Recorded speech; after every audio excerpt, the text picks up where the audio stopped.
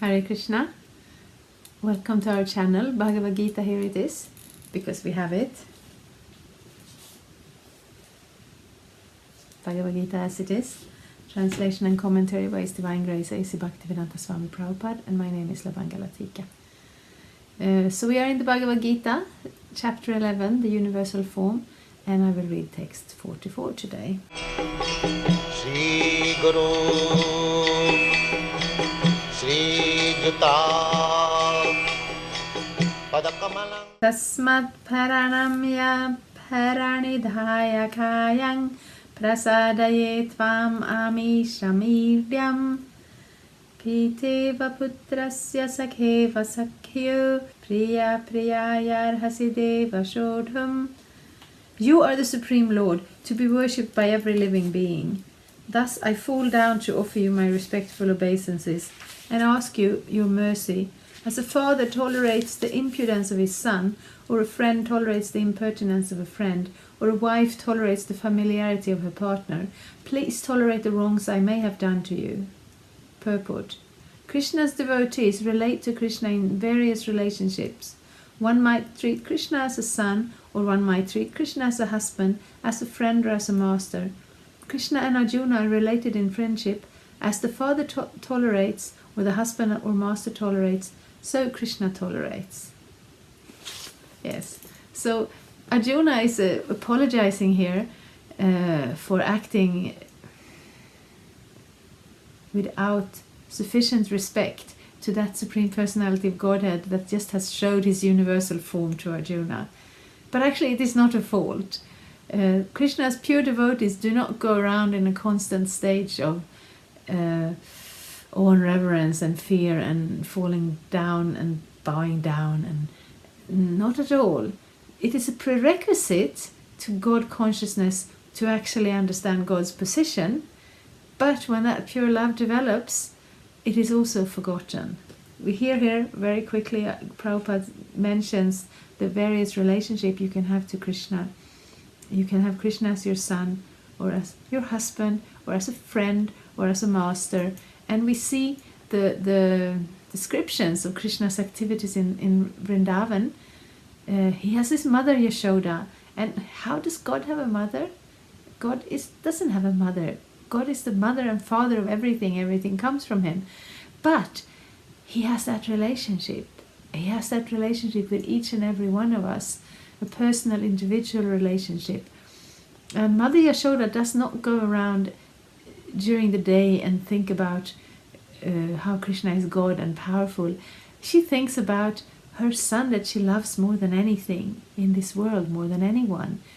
And she thinks that he needs to have something to eat. He needs to go to bed at night. He needs to be clean. He needs to do his duties.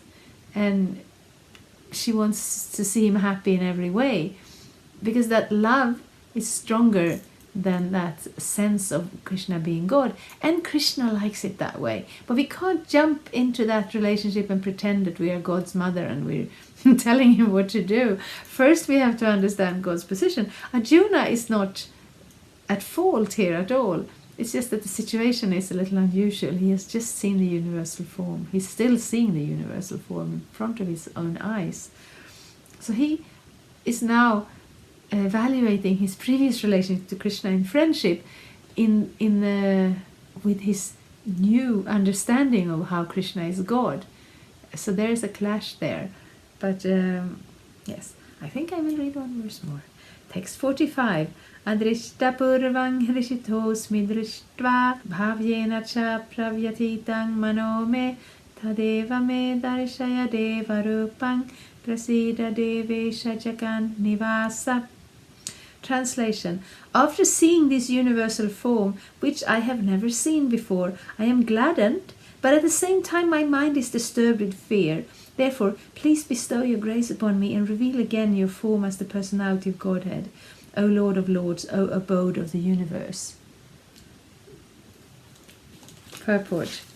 Arjuna is always in confidence with Krishna because he's a very dear friend, and as a dear friend is gladdened by his friend's opulence, Arjuna is very joyful to see that his friend Krishna is the Supreme Personality of Godhead and can show such a wonderful universal form. But at the same time, after seeing that universal form, he's afraid that he has committed so many offenses to Krishna out of his unalloyed friendship. Thus his mind is disturbed out of fear, although he has no reason to fear. Arjuna therefore is asking Krishna to show his Narayan form, because he can assume any form. This universal form is material and temporary, as the material world is temporary, but in the Vaikuntha planets he has his transcendental form with 4 hands as Narayana. There are innumerable planets in the spiritual sky, and in each of them Krishna is present by his plenary manifestations of different names. Thus Arjuna decided to see one of the forms manifest in the Vaikuntha planets. Of course, in each Vaikuntha planet the form of Narayan is 4-handed, but the 4 hands hold different arrangement of symbols, the conch shell, mace, lotus and disc. According to the different hands these 4 things are held in, the Narayanas are variously named. All of these forms are one with Krishna, therefore Arjuna requests to see his 4-handed feature. So actually this 11th chapter is very instructive, because especially here in the Western countries, we may reject the idea of God altogether, and even if we don't, we may still have a very vague idea of God. So here, the universal form is not, Prabhupada spells it out very clearly here, it's not Krishna's spiritual, transcendental, eternal form. It's a form he manifests in this world that shows how everything relates to him. It relates to him in the sense that he is the cause and everything else is the effect. He is the controller and everything else is his energies. And that was overwhelming to Arjuna. And now he asks to see the 4-armed form, which is the Narayan form, which is traditionally how God is seen, as Vishnu with 4 hands, in which he holds a club, a lotus, a conch shell, and the disc, the chakra, his 4 weapons. And he's transcendental, and he's God, and he's worshipped and revered in this world and in the spiritual world as well. And whereas Krishna, he has a more personal relationship to his devotees. So that is where Arjuna is coming from. He has that relationship, and it is established, and Krishna has been saying it earlier, that Krishna comes to this world, to different universes, to different planets, and Arjuna is always with him, because they are eternal friends. And Krishna remembers all of it, and Arjuna forgets it because he takes a new body. He's born. So a devotee can come to this world because he has a specific mission to perform. He has a specific activity in connection to Krishna to perform. Nevertheless, he's still born in a material body, which Krishna is never does. He comes as himself. Now, Krishna wants Arjuna wants to see Krishna's 4-armed form as Narayan. So I think I will just read the next verse as well. Text 46. Kiritinang gadinang chakrahastham ichhami tvang drashtumahang tathaiva tenaiva ruperna chaturbhujena sahasrabaho bhava vishvamurte.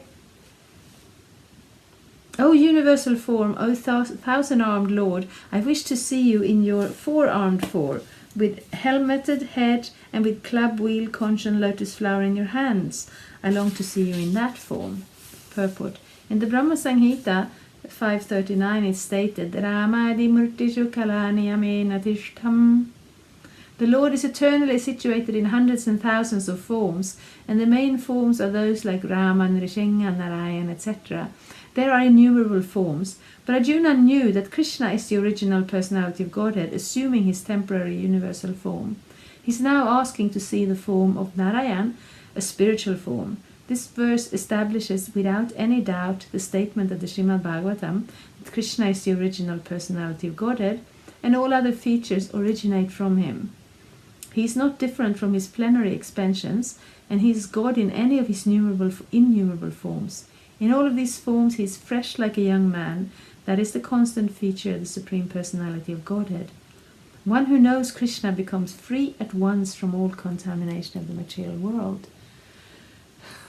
So I'm still in Sweden, and I'm still speaking from a Western perspective. And then when we hear, of course, it depends on who are we.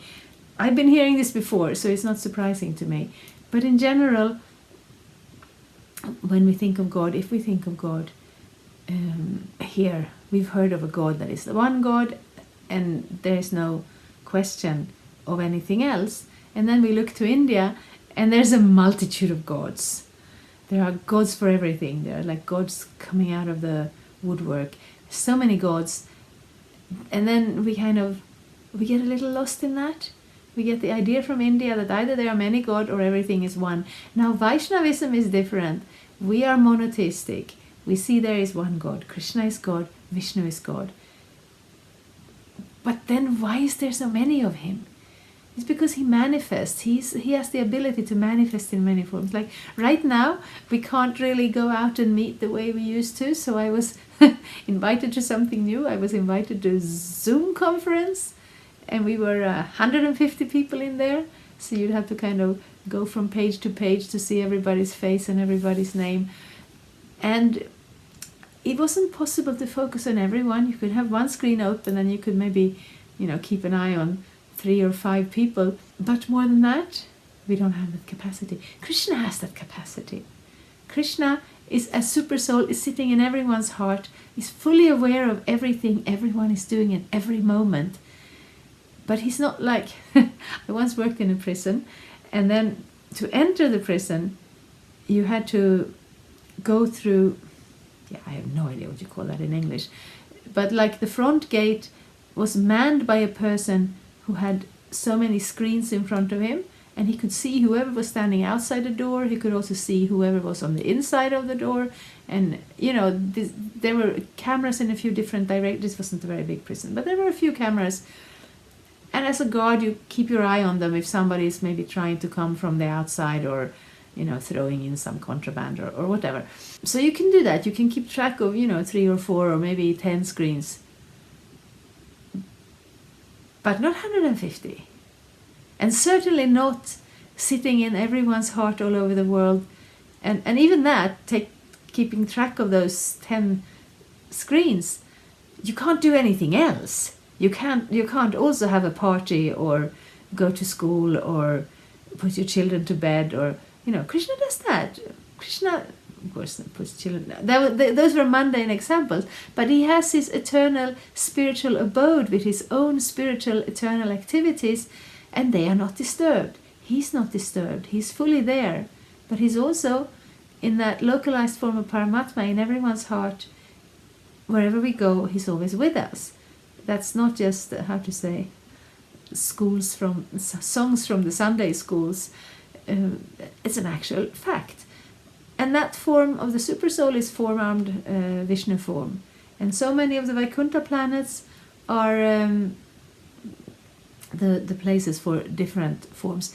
So they are not different. They are also Krishna, but he can manifest in many forms at the same time, in different moods, in different relationship to different devotees. So he's still one God, even if he shows up in many forms and many places.